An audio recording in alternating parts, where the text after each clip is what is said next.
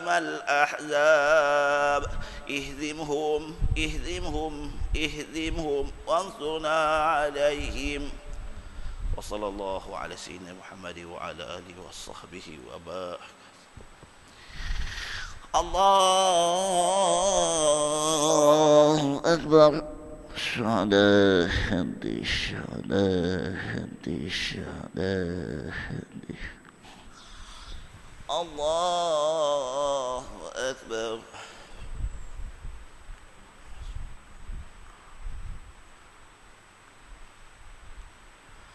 الله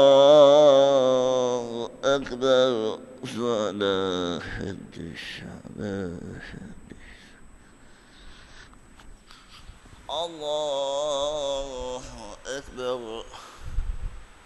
التحيات المباركة طيبة. السلام الله وبركاته. السلام عليكم يا نبي ورحمة الله.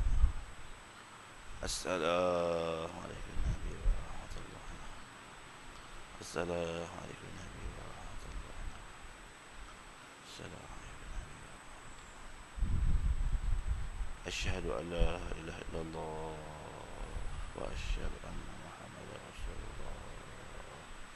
اللهم صل على سيدنا محمد وعلى سيدنا كما حسن إبراهيم على محمد كما حسن إبراهيم في العالمين إنك حميد مجيد.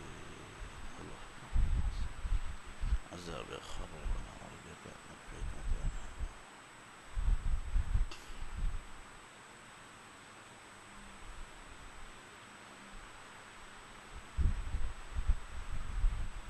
السلام عليكم ورحمة الله. السلام عليكم ورحمة الله.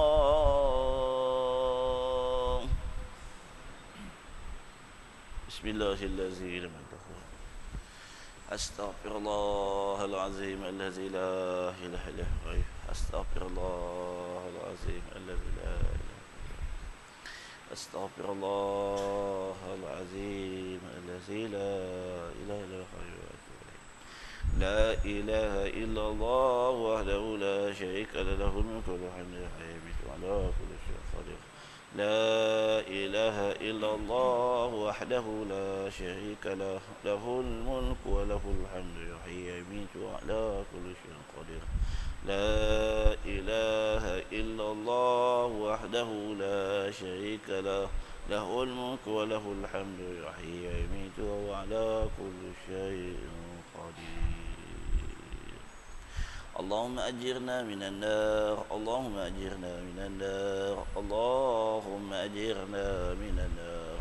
اللهم أنت السلام ومنك السلام وإليك يعود السلام. فحينا ربنا بالسلام وأدخلنا جنة دار السلام. تبارك ربنا وتعاليت يا ذا الجلال والإكرام.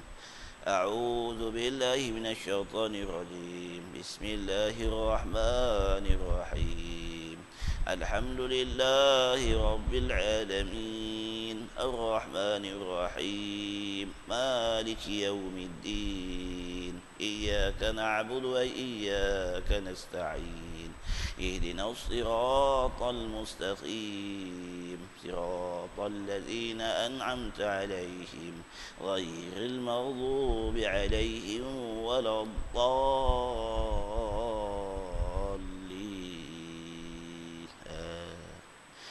وإلهكم إله واحد لا إله إلا هو الرحمن الرحيم. الله لا إله إلا هو قيوم لا تأخذه سنة ولا نوم له ما في السماوات وما في الأرض. من ذا الذي يشفع عنده إلا بإذنه. يعلم ما بين أيديهم وما خلفهم ولا يحيطون بشيء من علمه إلا بما شاء. وسع كرسي السماوات والأرض ولا يؤوده حفظهما وهو العلي العظيم.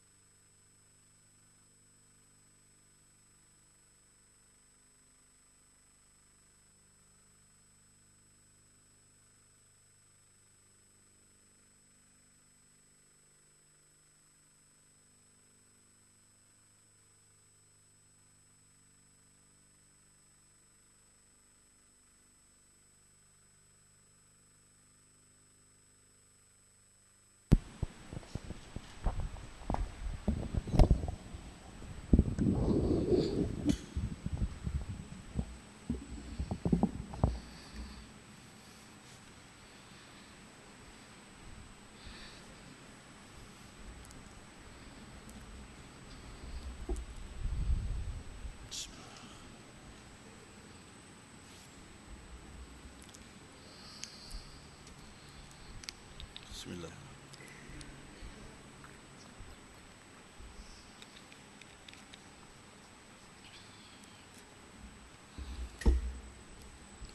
أعوذ بالله السميع العليم من الشيطان الرجيم. بسم الله الرحمن الرحيم.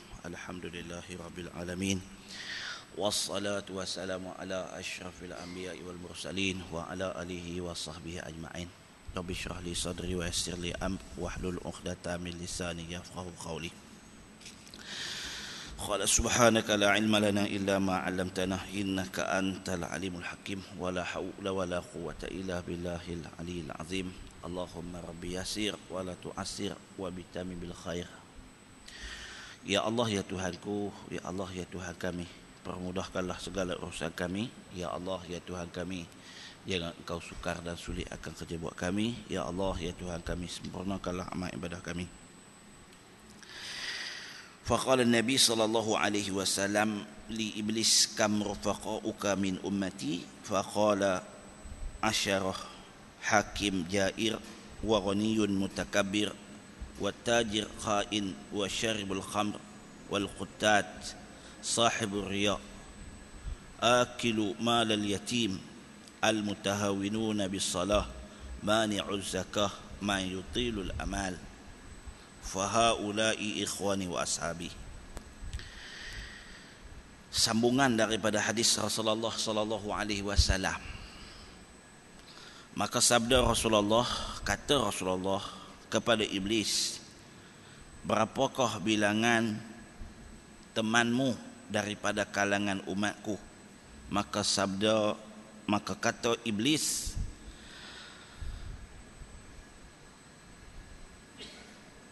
pertamanya hakim jair. Kata iblis, teman aku ni ada 10. Teman aku, musuh aku ada 10, teman aku ada 10. Satunya hakim. Hakim ni bukan hakim di mahkamah tu saja. Maksudnya pemerintah. Pemerintah yang zalim. Sebab dia dalam Islam, mula pemerintah tu dia adalah hakim. Hakim tu adalah pemerintah. Hakim yang jair, pertama sekali pemerintah yang zalim. Itu adalah rakan, taulan, sahabat baik aku, kata iblis. Nombor 2, ghaniyun mutakabir, orang yang dekat dengan pemerintah, golongan orang kaya.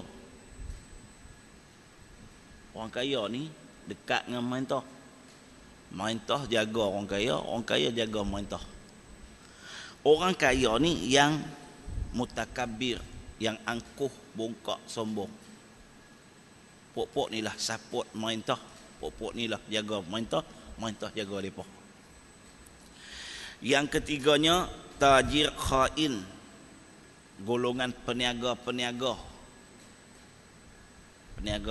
pedagang-pedagang yang khianat, yang curang. Yang keempat syaribul khamr, yang keempatnya ialah peminum arak. Yang kelima khutat. Khutat ni orang yang apa? Pengupat, orang yang suka mengupat, suka kerik cerita. Yang kelimanya sahibur riya. Yang kelima orang yang memiliki sifat riya. Iblis cukup kenal tak? Teman dia yang kelima. Yang keenam akilu malal yatim, orang yang memakan harta anak yatim. Yang ketujuhnya al mutahawinuna bis salah,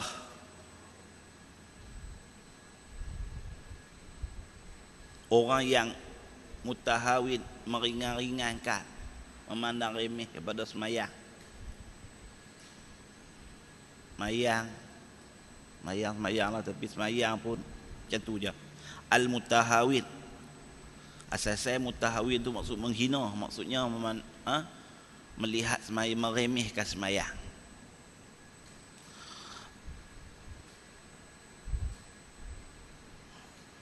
Yang ketujuh, yang ke-8 mani'uz zakah.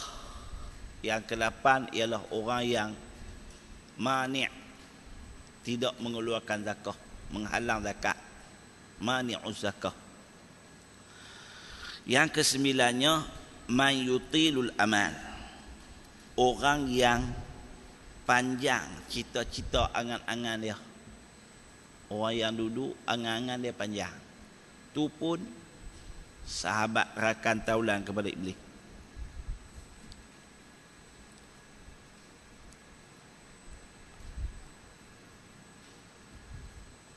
Tu 10 dah silap bilang tu. 1, 2, 3, 4, 5, 6, 7, 10.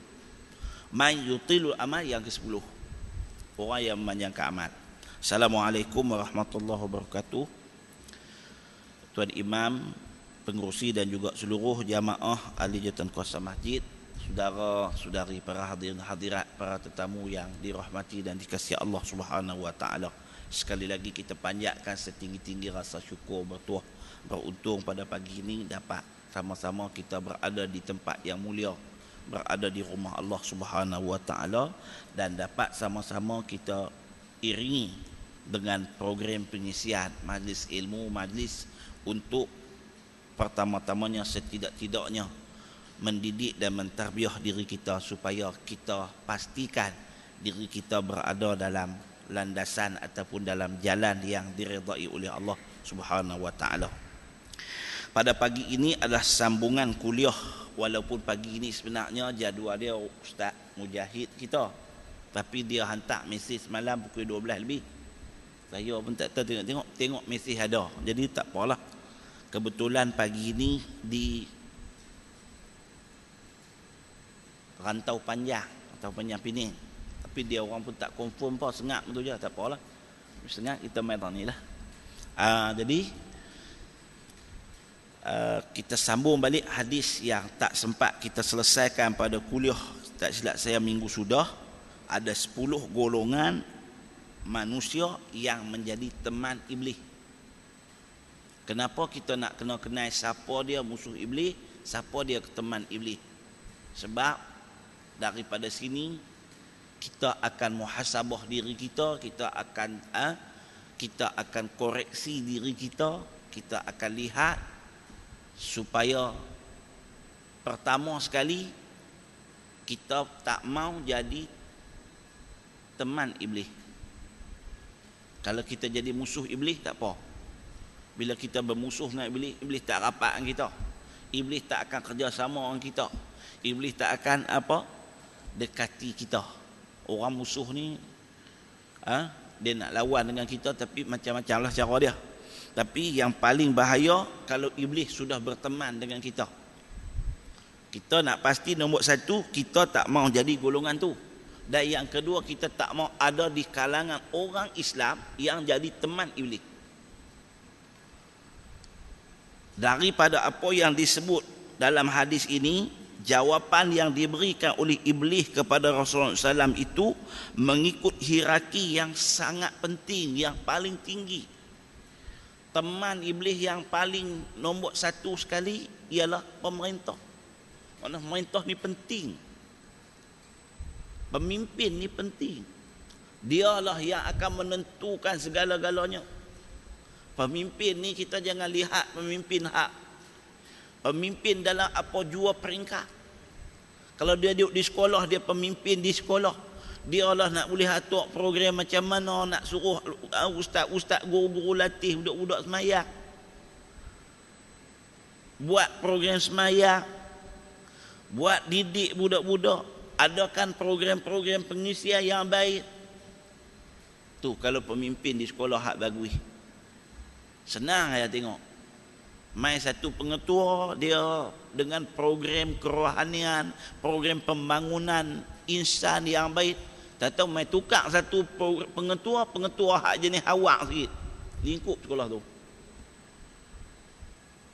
Mai dia kata qiyamul kita tak mau, dia kata banyak-banyak. Ni apa ustaz duk ceramah banyak-banyak, kita tak mau. Kita ni sekolah, dia kata nak bagi lahir pelajar-pelajar cemerlang. Karut lah. Tu kita ambil satu entiti. Kalau sekolah, kalau masjid, kalau kampung, kalau mukim, kalau apa lagi atas pada mukim, daerah. Kalau pegawai daerah cantik, cantik Kalau pegawai daerah hak kita pergi jumpa dia nak bincang bab agama, langsung dia ketuk pintu habis. Dia nak kena tengok dalam daerah dia. Berapa ada pusat. Pusat apa? Pusat masjid, surau apa semua dengan kerja majlis apa dengan kerja pejabat agama. Tuduk buat tanggungjawab dia. Walaupun benda itu diselaraskan, disusun atur oleh pejabat agama. Tapi yang berkuasa dalam daerah itu ialah pegawai daerah. Pegawai daerah kena fikir. Tapi kita tak tahulah macam mana. Kan? Dia dengan pengulu dia macam mana dia nak bangun daerah dia. Di samping jawatan-jawatan lantikan dalam bentuk politik 5 tahun sekali naik yang berhormat kena tengok. Atas pada yang berhormat lagi siapa dia? Pergi ke negeri ni, kan? Exco Dewan Undangan Negeri. Atas lagi menteri besar dan menteri-menteri di peringkat pusat, bermacam-macam menteri yang ada, dan yang tertinggi kali Perdana Menteri. Kalau hakim ni dia jair, dia zalim. Zalim ni bukan kata dia bunuh orang. Tu satulah zalim, macam orang Yahudi duk buat orang tu zalim lah. Tapi zalim ni ialah dia guna, dia buat, dia mengambil tindakan yang tidak betul, yang tidak tepat, dikira zalim. Dia tak buat orang, dia tak apa, tapi dia membazir, zalim. Zalim. Guna duit kerajaan, guna harta awam, guna dana sesuka hati. Wallahu a'lam. Laporan yang kita tengok ni kadang dalam maklumat melalui media elektronik ni, tengok kan, hidup melancung sana melancung sini, kita bimbang lah benda tu. Kalau benar kita bimbang. Itu salah satu daripada bentuk pembaziran, salah guna kuasa yang sebenarnya membawa itulah satu daripada sifat zalim. Jadi kita kena tengoklah kalau dalam masjid dan surau, konteks dalam masjid surau. Kalau tu imam tak mau buat majlis ilmu, tu imam tu tak betul ya. Tak adil lah. Tak adil ni lawan adil, zalim. Duk semayang, tungin terbalik. Majlis ilmu tak mau. Program pengisian tak mau ada. Anak qaryah tak ambil peduli, jadi tu imam ambil elau ni. Berat. Tak ambil peduli, maksiat ada dalam qaryah dia tak ambil peduli. Anak qaryah semayang bang pun tak wahala pun tak ambil peduli. Yang dia tahu cukup waktu main semayang. Lepas tu ustaz motor balik, tunggu orang pergi panggil baca doa. Awak kerja tu imam baca doa tak? Adakah masuk dalam senarai tugas tu imam tu baca doa tu duduk nombor 1? Tak. Doa tu tak tahu duduk nombor apa. Saya baru baca kemarin kisah Abdul Rahman bin Auf. Abdul Rahman bin Auf ni dia kahwin, satu hari dia kahwin. Dia kahwin tu Rasulullah pun tak tahu. Tu nak cerita kata pemimpin tu Rasulullah tu. Kalau macam kita ni, kita berasa hati tak kira. Kita kahwin Rasulullah pun tak tahu. Rasulullah dengan Abdul Rahman ni kira macam kuku dengan isi ya. Sampai Rasulullah berdoa kepada Abdul Rahman, barakallahu ma laka fima a'taita wa barakallahu ma laka fima amsakta. Rasulullah berdoa, ya Allah ya Tuhanku, berkatilah harta kamu yang kamu telah berikan. Ya Allah ya Tuhanku, berkatilah harta kamu yang amsakta, yang masih berada bersama kamu. Yang duduk kat aku minta berkat, yang hang derma minta berkat. Kerana tidak ada orang yang boleh menyumbang, memberi sumbangan yang paling besar.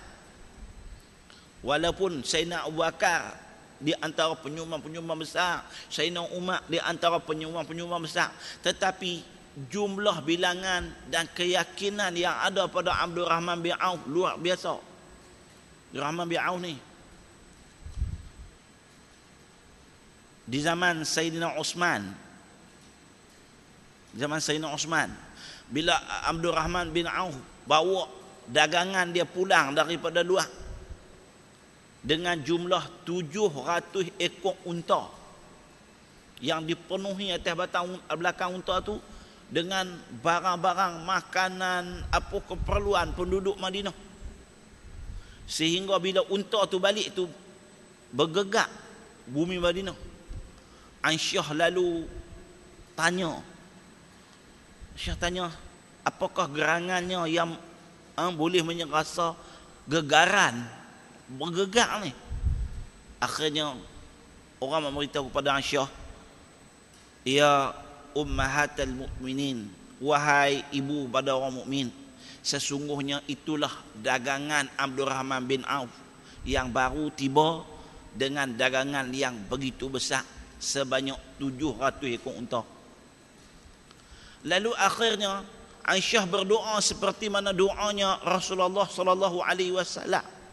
Aisyah berdoa macam mana Rasulullah berdoa?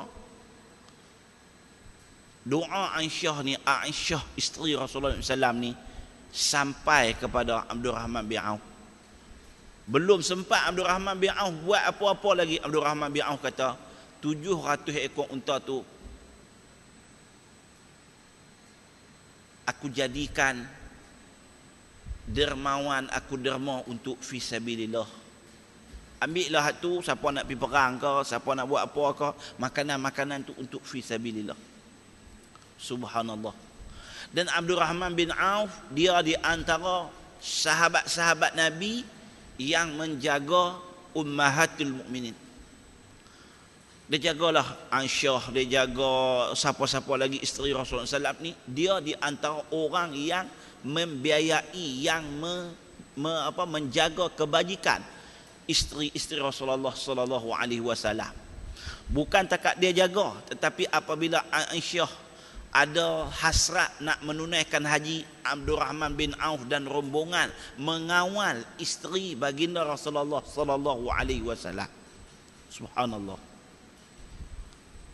Tu pun sampai satu hari, satu ketika pada suatu bulan Ramadan, bila orang panggil Abdurrahman untuk makan, untuk berbuka, apabila ada hidangan yang semakin nampak semakin banyak bertambah, Abdurrahman bin Auf menangis.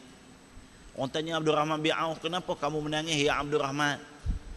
Dia kata, aku menangis kerana aku bimbang apa yang diperolehi, yang dikecapi oleh Mus'ab bin Umair, sahabat kita dulu. Hampa ingat lagi, Mus'ab dia orang kaya, orang terkenal, orang yang dihormati, pemuda yang disanjung oleh penduduk kota Mekah. Tetapi apabila dia bersama-sama dengan Islam, dia berjuang Islam, dia berjihad, akhirnya dia gugur syahid.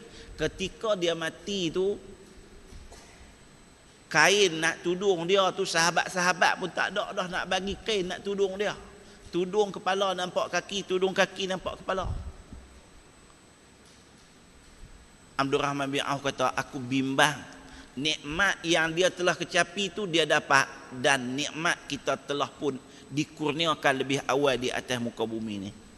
Kita dapat awal, kita dapat makan enak, kita dapat berada dalam suasana ni. Aku takut nikmat ni sudah pun dibayar oleh Allah, dan kita tidak akan mengecapi seperti mana Mus'ab dan para sahabat, Anas bin Nadir dan sebagainya. Subhanallah. Ni orang-orang manusia-manusia yang duduk di bawah nubuwah di zaman-zaman kenabian, cahaya kenabian Rasulullah sallallahu alaihi wasallam. Macam tu, ya. Subhanallah. Ni Abdurrahman bin Auf, dia kahwin, Rasulullah pun tak tahu. Rasulullah ni kita kata tu imam lah, imam pemimpin, takat imam semayang, imam pemerintah apa semua.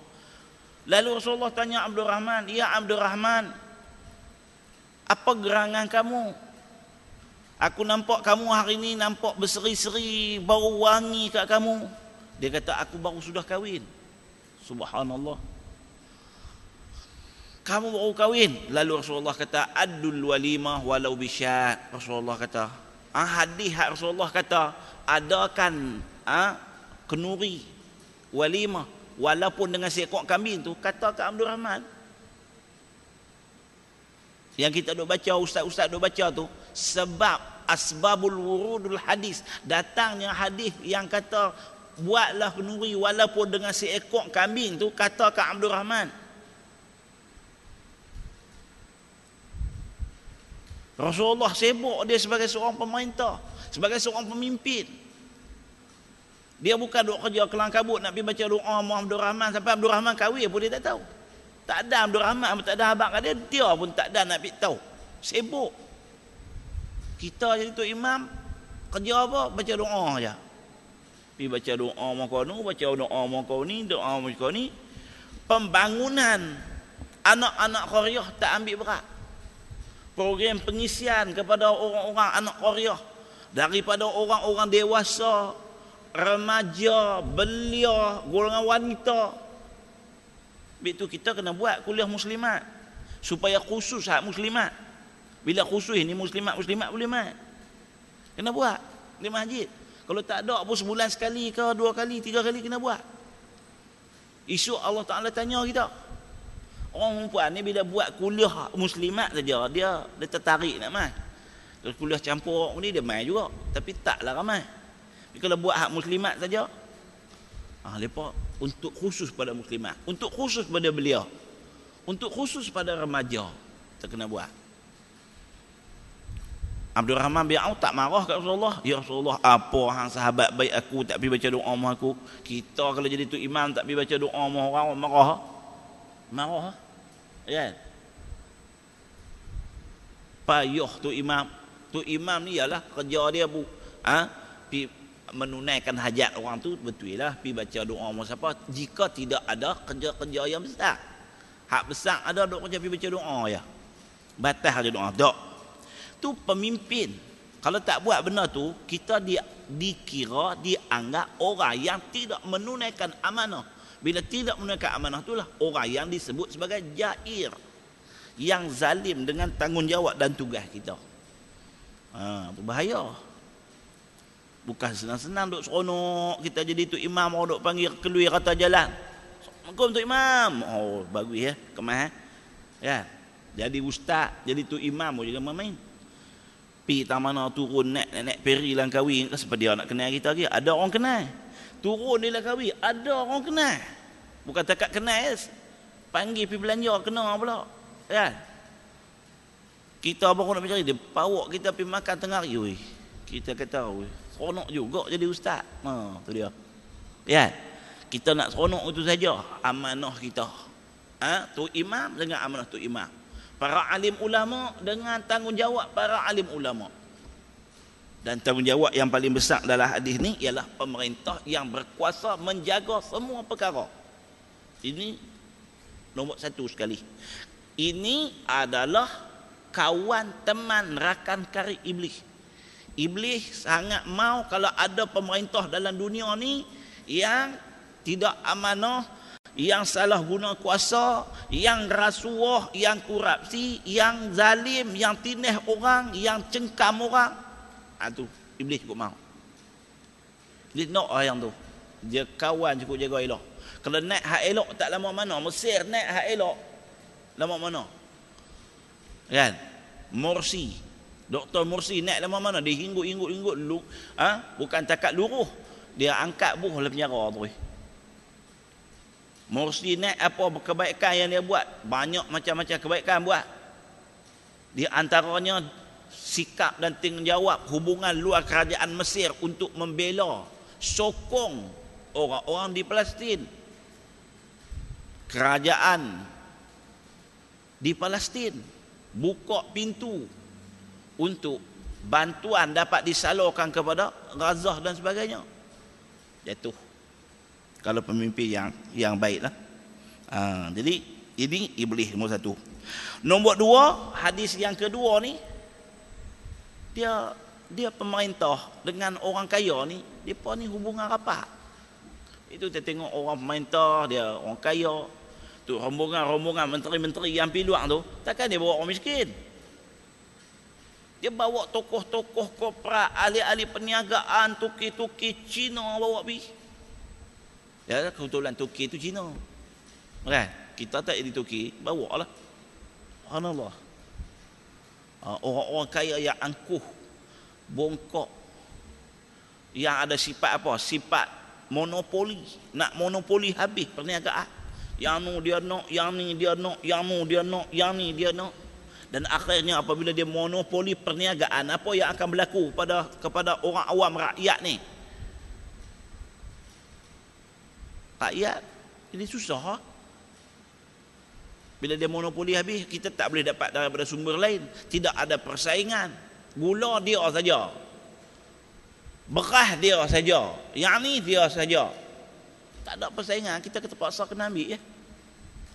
Dan sistem yang ada hari ni apa semua dengan AP tak AP apa semua tu, sebenarnya semua benda tu adalah ramuan resepi yang disusun atur oleh golongan Yahudi Nasara ni. Ekonomi dunia ni lepa yang manipulate sehingga jadi macam tu. Jadi itu. Tengok di Indonesia tu, ya Allah, susah sungguh-sungguh. Lepa bukan tak ada orang kata bendang apa semua, tapi kerajaan tak ambil sikap untuk nak ada agensi nak beli beras lepa, nak bagi apa insentif kat lepa, tak ada. Tujuan dia apa? Kalau hangpa nak tanam, apa tanam? Supaya penanaman padi itu tak menjadi penanaman yang utama dalam negeri tersebut. Dengan demikian mereka mengimport beras-beras.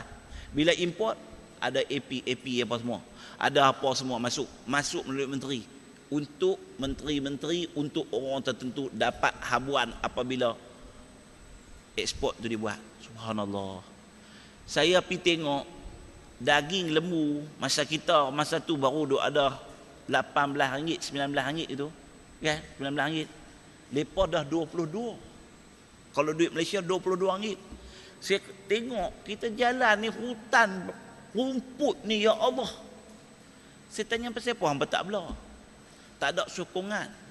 Kalau bela tak ada jabatan yang nak main tengok lembu, yang nak insentif galakkan, tak ada. Akhirnya dia tak boleh makan daging lembu. Tak makan daging lembu. Makan ikan-ikan, bela kolam-kolam macam tu. Daging lembu tak makan. Bila mai saja raya korban, tuan-tuan boleh tengok kaki lembu besar tu dia berebut, jatuh, lari pergi duk ambil tu, rebah, jatuh, luka dedei. Kita sini kulit lembu orang tak makan, lepas kulit lembu makan habis. Dia buat macam mana tak tahu, dia jadi macam jelly tu gulung-gulung macam tu, masak sambal. Subhanallah. Kita makan pun sedap juga. Subhanallah. Kan? Tu dia tuan-tuan. Kata pemerintah campur dengan golongan korporat orang kaya ni. Kalau mereka angkuh sifat monopoli, sifat apa ada, siapa yang akan mafsadah dia, keburukan dia, kejahatan dia, bebanan dia akan ada pada rakyat. Rakyat yang akan menanggung. Kita tanggung. Kan? Yang ketiga, adik-beradik kita tu ni benda-benda yang masyarakat perlu. Orang duk hidup ni perlu benda tu. Sebab tu makanan ni benda yang sangat penting. Kalau kita baca dalam buku Muhammad Al-Ghazali, bagaimana tegasnya sikap Umar Al-Khattab, sehingga Umar Al-Khattab ini sentiasa berulang alik di antara masjid dan pasar.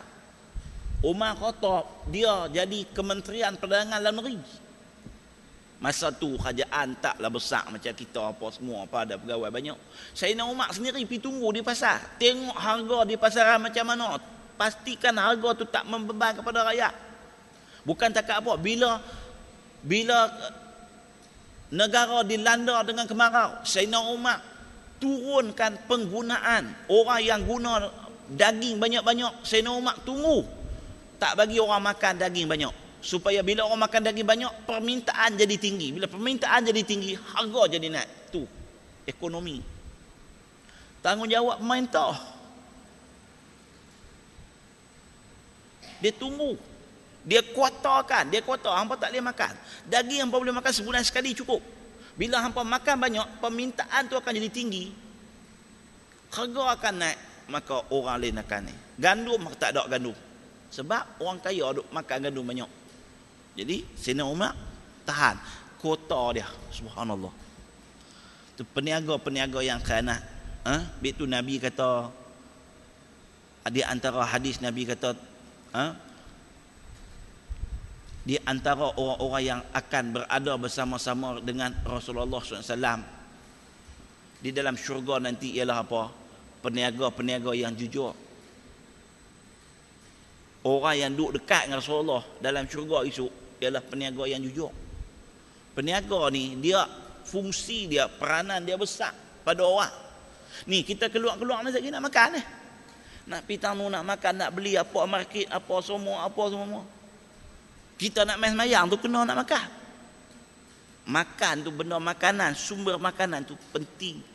Sebab tu Islam letak dia di antara benda keutamaan yang harus dilihat oleh pemerintah. Dan Islam tidak mahu ada golongan peniaga-peniaga yang mengambil, yang mengeksploitasikan keperluan barangan awam pada orang. Subhanallah. Jadi kalau ada peniaga-peniaga yang khianat macam ni, habis ya?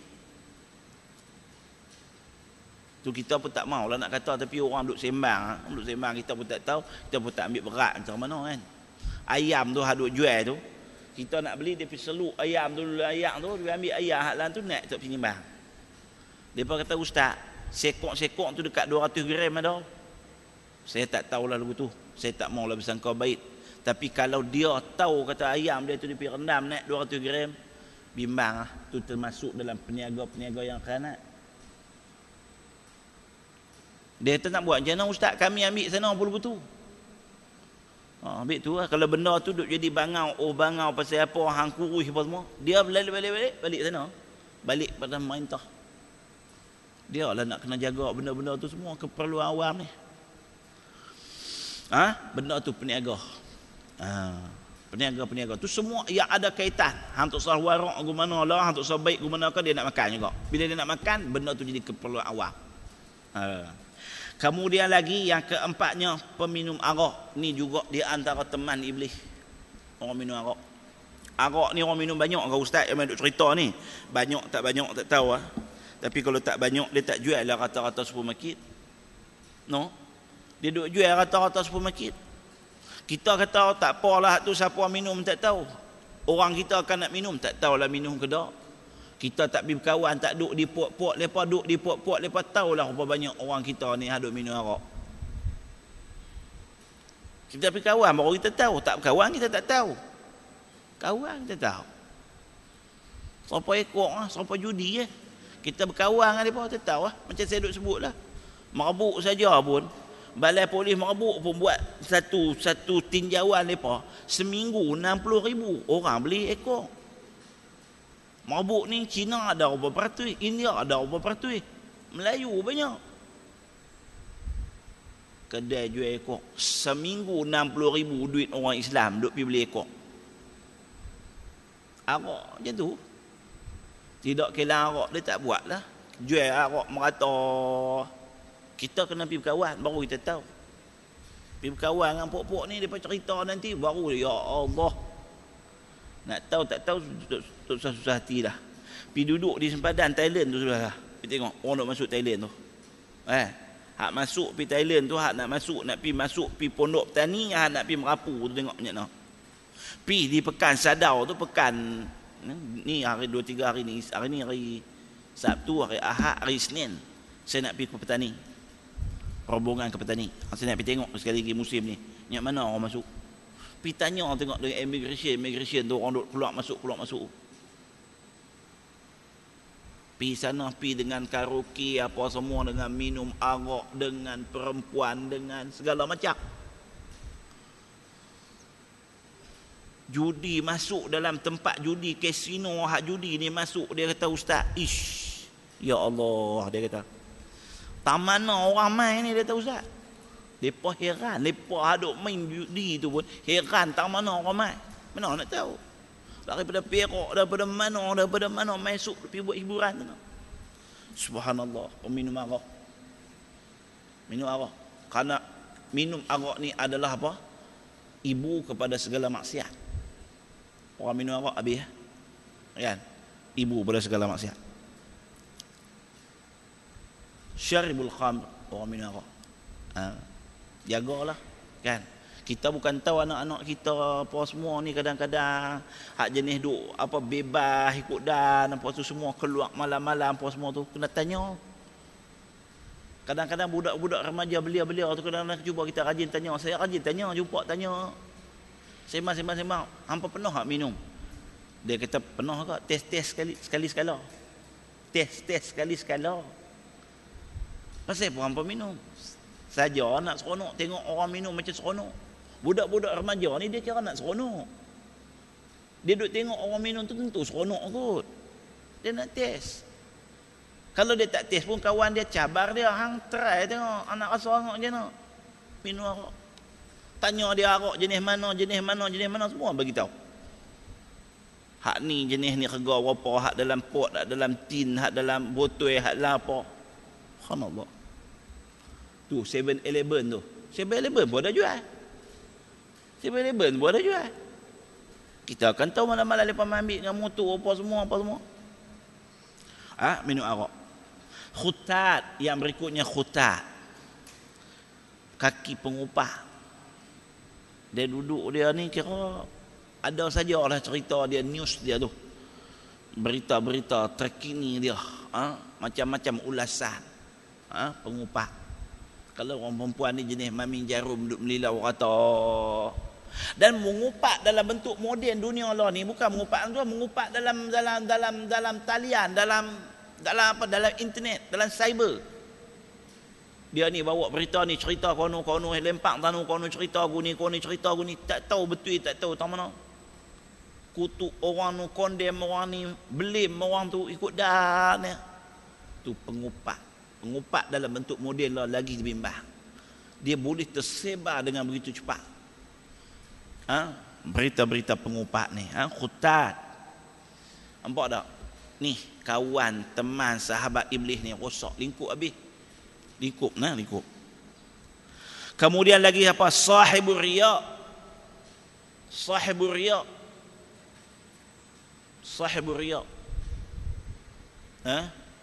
Kalau dalam hadis yang lain Nabi kata apa? Salasun muhlikatun. Ada 3 perkara yang boleh membinasakan seseorang. Apa dia? Hawa muttaba. Orang yang suka, yang mengutamakan nafsu. Ikut nafsu dia. Ada ikut Tuhan dengan ikut nafsu, dia ikut nafsu. Kan? Hawa muttaba. Nombor 2, wasyuhum muta', kerakusan yang diikuti. Orang rakus, orang tamak, orang haloba, orang yang tu orang syuk. Orang ikut dia, orang pilih dia, orang calon dia. Tu membinasakan. Yang ketiganya Nabi sebut apa? Wa i'jabul mar'i binafsih. Orang yang kagum, yang bangga, yang rasa apa? Dengan diri dia. Rasa heran dengan diri dia. I'jab. Dia rasa heran dengan diri dia. Termasuklah orang yang sahibul riya' ni. Dia bangga dengan diri dia. Dia suka nak tunjuk hebat dia. Dia suka jenis masuk baku yang kat diri sendiri ni. Islam tak mahu orang macam-macam ni. Dia main cerita dia punya hebat, yang hebat. Tak. Tak sah lah. Sahibul riya'. Riya' tu apa dia? Riya' tu tunjuk. Benda dia suka tunjuk. Kalau kita mengaji dalam tasawuf, riya' tu apa? Benda dia nak pamer. Buat apa dia nak tunjuk kat orang, buat apa nak tunjuk kat orang. Mai duk tanya pusanah habis dah. Tak cara tanya tu pun kita tahu dah. Pusanah habis dah. Kan? Kalau orang yang warak betul-betul tok guru dia tak tanya. Dia tak tanya. Kita pergi jumpa orang-orang syekh-syekh bagus-bagus, dia tak tanya. Kita duduk abang orang saya ni puasa 6 ni habis dah, tapi buat bila sikit-sikit lagi ada qada-qada apa semua ni. Bila cerita. Tu susah tunjuk ke orang. Buat benda hak sunat-sunat dalam Islam tu susah tunjuk ke orang. Hak wajib boleh tunjuk ke orang. Hak wajib pada ustaz, bayar zakat, tak apa. Pergi bayar zakat ni saya nak bayar zakat, tak apa. Sebab benda wajib boleh tunjuk ke orang. Semayang jemaah boleh tunjuk ke orang. Semayang sunat, tapi tu sunat selain daripada sunat tahiyatul masjid. Sunat qabliyah ba'diyah apa kalau boleh, kalau rumah kita dekat, semayang di rumah kita lebih utama. Tengok tok guru tok guru. Dia masuk rumah dia mai-mai dia tak semayang, terus semayang wajib. Tak kira habis semua, perak dia balik semayang rumah dia. Tok guru saya duk ngaji pondok pun dia ada pintu dia siap dah, pintu merah ni, pintu rumah dia. Masuk terus dia semayang. Pasal apa? Semayang sunat ni elok-elok kita sembunyi-sembunyi. Kalau boleh. Kan? Kita pun kalut duk semayang sunat rumah kita, orang ni ramai bagi salam tak maulah, kan? Tak apalah macam tu. Tapi keutamaan dia macam itulah, kedudukan dia, kan? Benda-benda sunat tak payah kita cerita kat orang. Riak ni bukan takat riak dengan amalan saja, riak dengan harta benda duit ringgit. Kan? Riak dengan duit ringgit, riak dengan anak-anak, dia duk cerita anak dia hebat, yang hebat tu duk cerita lah. Anak hang 4-5 orang bagus, anak orang 9 orang semua profesional, semua doktor, semua pakar, lawyer semua. Tak cerita pun. Kan? Tak cerita lah. Ni duk cerita sangat-sangat benda tu. Kan? Sahibul riak, orang yang suka menonjol-nonjol, mencerita-cerita. Orang ni kita tahu kadang-kadang cara dia cerita, dia tahu anak saya ni tu lain, nada dia lain. Tapi kalau orang nampak sekali itu pun dia cerita dah, ni dia cerita lagi kan. Nampak macam nak cerita sangat. Orang lemah benda tu. Orang lemah. Tak tanya pun. Orang kan tak tanya pun. Kan? Tak payah. Sahibul riak. Kita kena jauh daripada sifat riak. Kerana riak ni apa? Salah satu daripada sifat orang yang apa? Syirik asrar. Orang yang menduakan Allah. Tapi syirik ni taklah bawa dia sampai dia keluar daripada agama dah. Cuma dia menduakan Allah jugalah. Yang berikutnya lagi akilu malal yatim. Orang makan harta anak yatim. La ni orang makan harta anak yatim. Tak tahulah macam mana. Tapi kalau kita duduk kat dalam kampung-kampung ni, jenis orang suka masuk tanah orang, ambil hak orang tu. Malam ada anak murid saya main di rumah. Cerita buat bisnes hardware, cerita semua. Dia kata pening kepala dia kata. Depa beli barang kita beli 1,000, 2,000, 3,000 mai dia kata. Hak 500 tu aku tak mau bayar aku beli kat hang banyak Tu haji tu.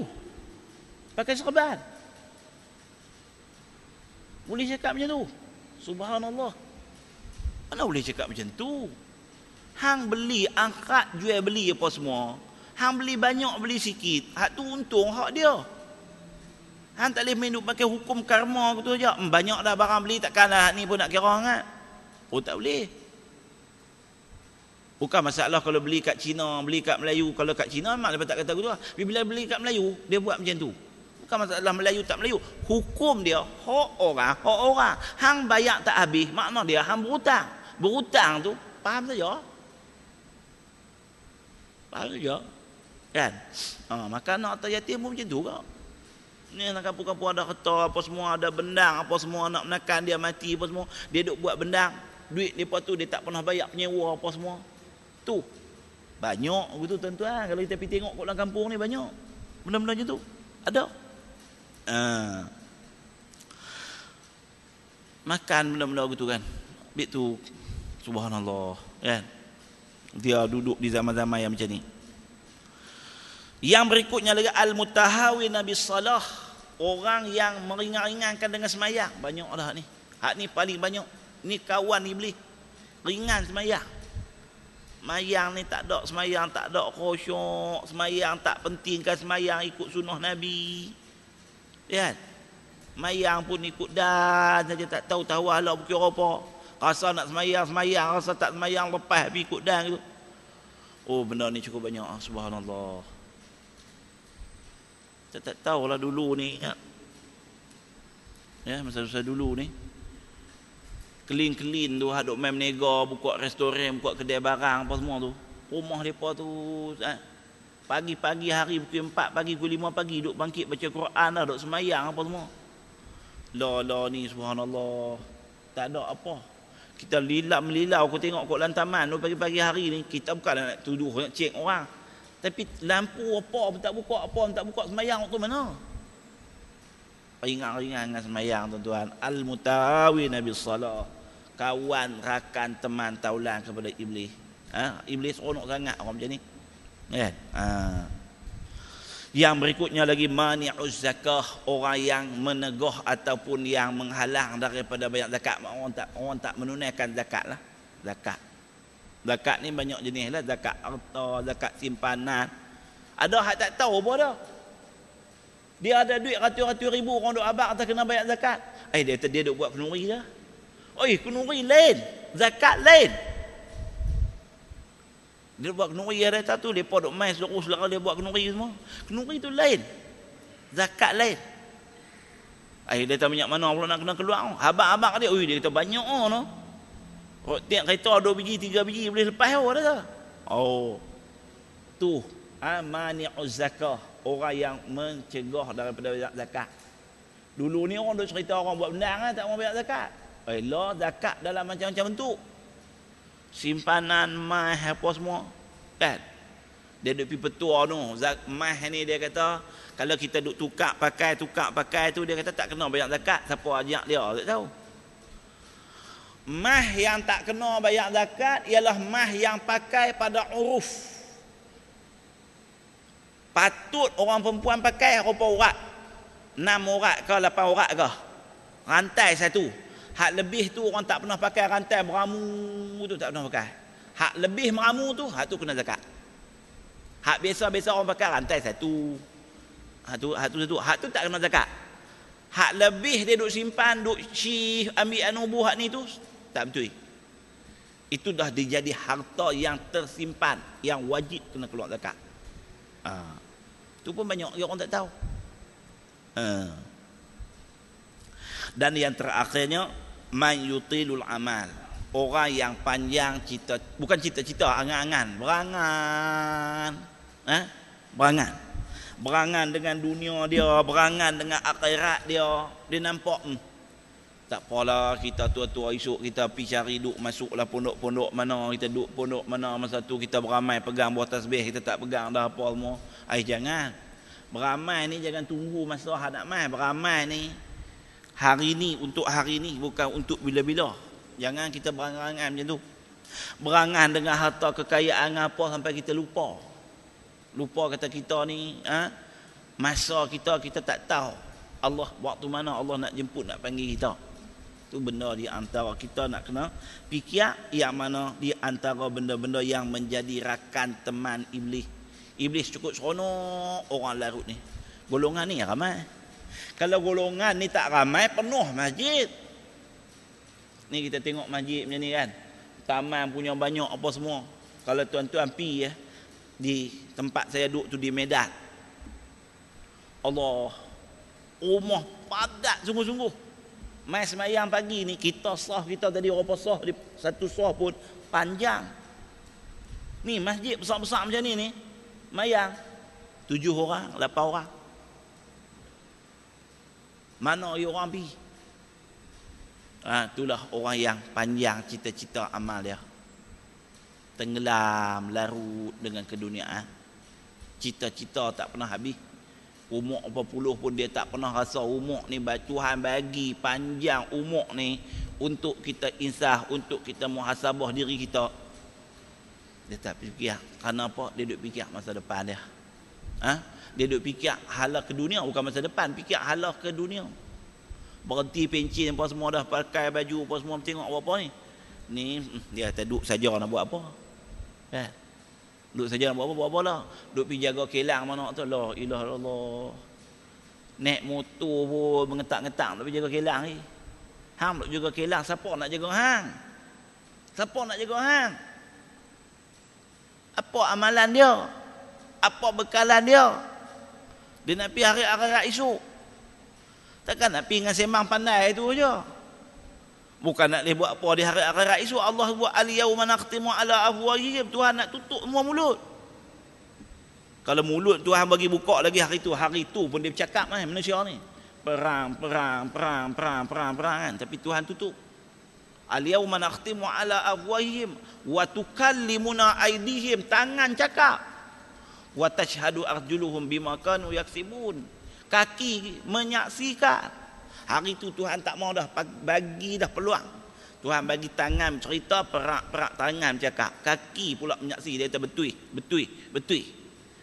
Pak lepas ni dia tak pernah langsung, dia tak ambil peduli langsung. Bab akhirat dia tak ambil tahu langsung. Tok guru kau ustaz mana dia tak kenal. Dia tanya duduk mana? Duduk Taman Kelisa. Saya duduk pergi sebulan sekali. Dia sengak apa tak kata. Kita tanya, kita kata tu setiap usaha dia tu kawan saya, dia kawan saya semua. Kenal ke? Dia tak kenal. Karun. Masjid surau orang hak baik-baik hang tak kenal, hang tak berkawan, hang tak ambil tahu. Yang hang ambil tahu siapa hang tak tahu. Macam tu hidup kita. Kita bimbang orang macam ni esok. Takut bila dia duk berkawan dengan iblis, dengan setan, apa akan jadi kat dia? Orang yang berkawan. Sebab Nabi kata apa? Al-mar'u ala dini qalili. Seseorang tu atas agama kawan dia. Kalau dia duk berkawan dengan iblis, ikut iblis. Kawan dengan iblis, ikut iblis. Baik tu kadang-kadang dia inti agama, dia inti masjid, inti tu imam, inti majlis ilmu, inti orang baik-baik. Dia tengok orang baik-baik, dia meluat. Tengok orang baik-baik, tengok ni keluar mayang apa? Ngaji apa? Dia heran benda-benda tu. Tu orang yang ada ciri iblis dalam diri dia. Iblis syaitan. Iblis ni satu ni lah. Satu makhluk Allah Ta'ala. Syaitan tu sifat iblis. Syaitan ni boleh duduk kat manusia, boleh duduk kat iblis tu sendiri. Tu sifat. Jadi kita kena fahamlah, insya-Allah, mudah-mudahan apa yang kita sembang pada pagi ni, hewar kita pada pagi ni sebagai panduan pedoman kepada kita supaya kita jangan elok diri kita menjadi teman iblis. Kita bimbang esok iblis akan mempengaruhi diri kita. Jaga semayang kita, jaga segala amal kita, dan kita pun tak mau ada di antara kita yang ada sifat-sifat ni. Kerana apabila kita berteman dengan orang-orang yang macam ni, kita berada di bawah kepimpinan orang-orang macam ni, besok kita akan mendapat apa? Kita akan mendapat bala, bencana, musibah, fitnah yang akan melanda kita. Akhirat kita akan bermasalah. Kita bimbang kalau kita kita tak buat pun kita berada, kita bergaul, kita berada di kalangan orang-orang macam ni. InsyaAllah mudah-mudahan sekali lagi kita mohon maghfirah daripada Allah Subhanahu Wa Taala. Mohon maaf banyak saya kepada saudara-saudari semua. Moga-moga apa yang kita bincang ada baiknya untuk diri saya sendiri dan baik untuk saudara-saudara semua, dan kita pastikan bahawa kita sentiasa berusaha untuk mempertingkatkan ketakwaan kita kepada Allah Subhanahu Wa Taala. Wallahu a'lam, wabillahi taufiq wal hidayah. Assalamualaikum warahmatullahi wabarakatuh. Kita tangguh dengan tasbih kifarah dan juga suratul As. Subhanakallah bihamdik asyhadu an la ilaha anta wa astaghfiruka wa atubu ilaik. Subhanakallah wa bihamdik asyhadu an la ilaha illa anta wa astaghfiruka wa atubu ilaik. Subhanakallah bihamdik asyhadu an la ilaha anta wa astaghfiruka wa atubu ilaik. Bismillahirrahmanirrahim. Wal 'asri innal insana lafi khusr illa allazina amanu wa 'amilus shalihat wa tawassaw bil haqq wa tawassaw bis sabr.